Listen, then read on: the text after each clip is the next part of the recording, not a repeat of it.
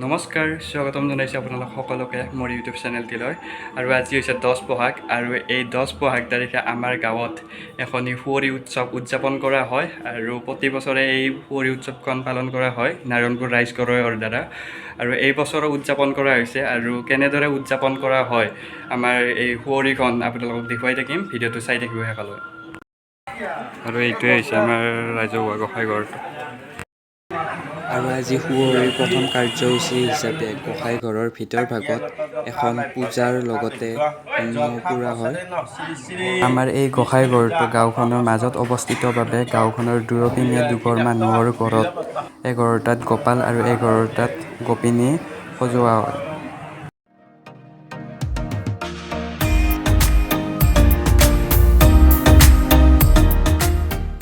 আৰু ইয়াতে সজাই কচাই থকা গোপাল গোপিনীবোৰক আনি দধি মন্থন কাৰ্যসূচী আৰম্ভ কৰিব।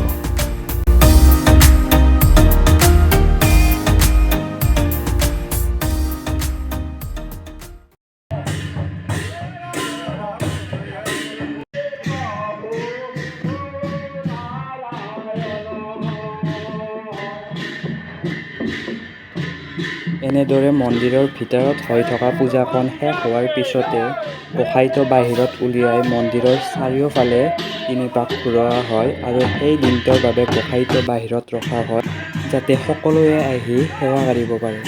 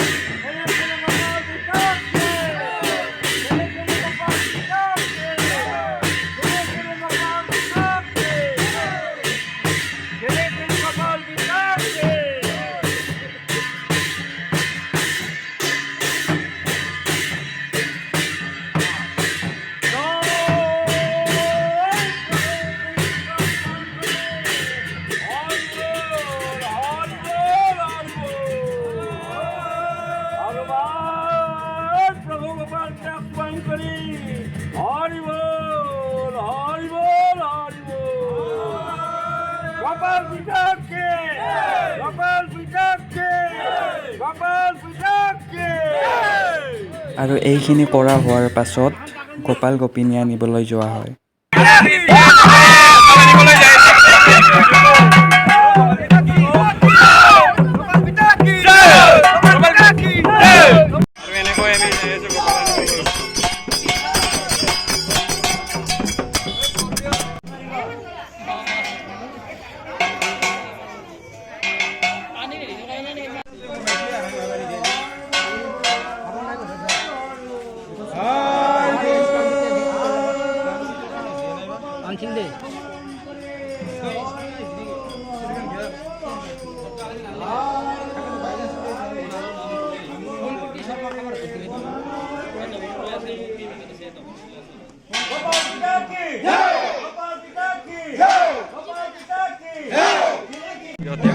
কিবা ভেকচন কৰিব। আৰু তোমালোকে কি কৰিবা? আমি ভেকচন কৰিম। আচ্ছা আচ্ছা, কি হৈছে তোমালোকে? আমি মানে মাছমৰীয়া। অ, মাছমৰীয়া। মাছ পালে নাই? মাছ মাৰিম আৰু এতিয়া। আৰু অনামিকা তুমি? মই হৈছো মূৰ্তি হৈছো ন্যায়ৰ প্ৰতিমূৰ্তি। অ, আচ্ছা আচ্ছা আচ্ছা।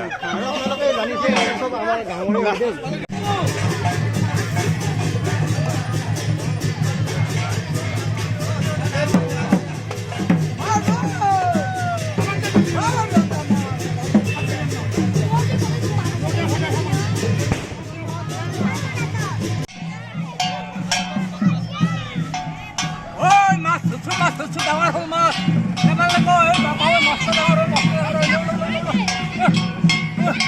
বাপা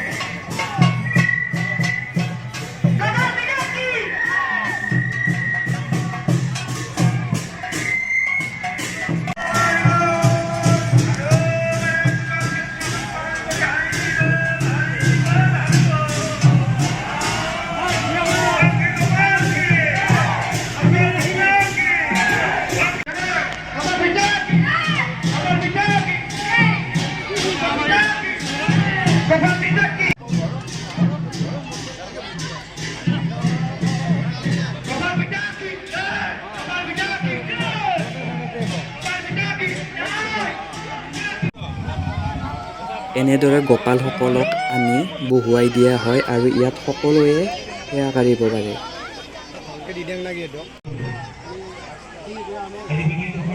এনেদৰে গোপালসকলক অনাৰ পাছত আকৌ গোপিনীসকলক আনিবলৈ যোৱা হয়।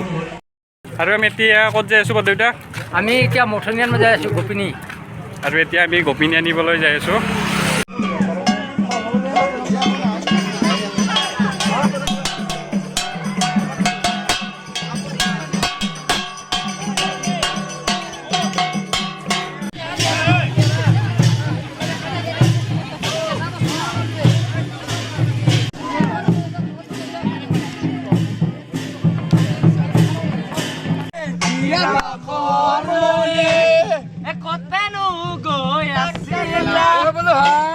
বিচাৰি ঐ ফুৰালা